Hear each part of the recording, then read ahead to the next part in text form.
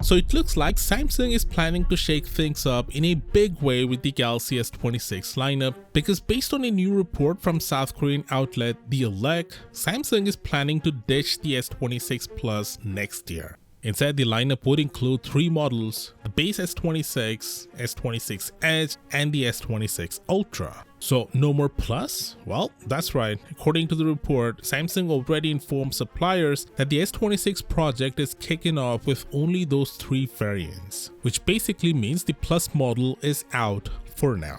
But, and this is key, if the S25 Edge doesn't sell the way Samsung is hoping, they might change course and bring back the S26 Plus. If that happens, the S26 Edge could be released as a standalone device later on. Why? Well, because Samsung doesn't want to hand over the thin phone market to Apple. So yeah, they're keeping that escape door wide open. Now, whether this is a smart move or not really depends. From a hardware perspective, it kinda makes sense. The S25 Plus and the Edge have same screen size, same resolution, and almost the same overall footprint. The Edge is just thinner and a little more expensive. Sure, the Edge skips out on a dedicated telephoto lens, but based on the camera samples, the 200 megapixel sensor kinda makes up for it. That sensor's 4x digital zoom actually looks really good. No, it's not true optical zoom, but honestly, for most people, the difference is negligible unless you're pixel peeping. So the real trade-off between the Edge and the Plus is battery life.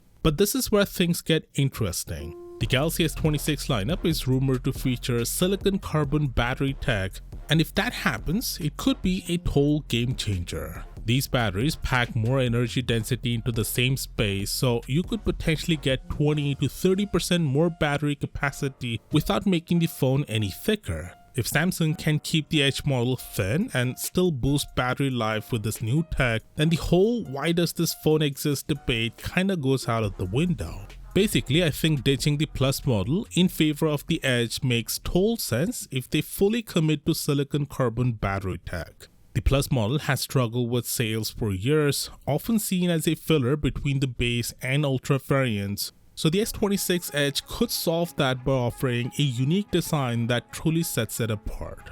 But let's not get ahead of ourselves. This whole plan hinges on how the S25 Edge performs in the market, and from what we're seeing so far, it's not looking too great. So yeah, we'll just have to wait and see how things work out. Now, Ice Universe says that Samsung is doubling down on the slim phone strategy in 2026. The base S26 is going to be even thinner than the S25, which is already 7.2 millimeters thick.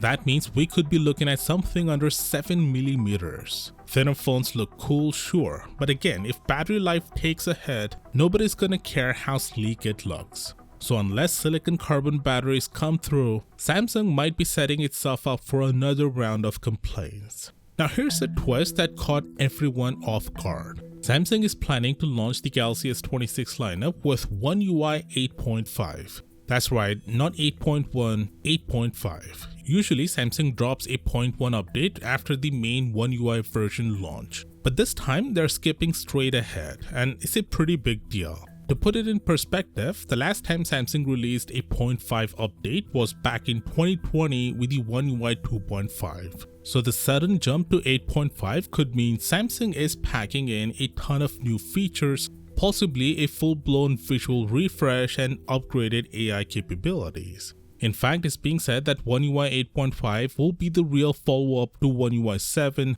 not the One UI 8 launching with Fold 7. Speaking of One UI 8, one of the new features spotted in a firmware teardown is called Listen Brief. It's basically an audio version of your Now Brief. You'll be able to choose between Samsung's and Google's text-to-speech engine and then have your phone read your daily summary out loud. I can see this being useful if you're driving, cooking, or just too lazy to read. Sure, it's not groundbreaking, but it's a nice touch of convenience. Now, if you're wondering what else we know about the Galaxy S26 Ultra, then check out this video right here and I'll see you there.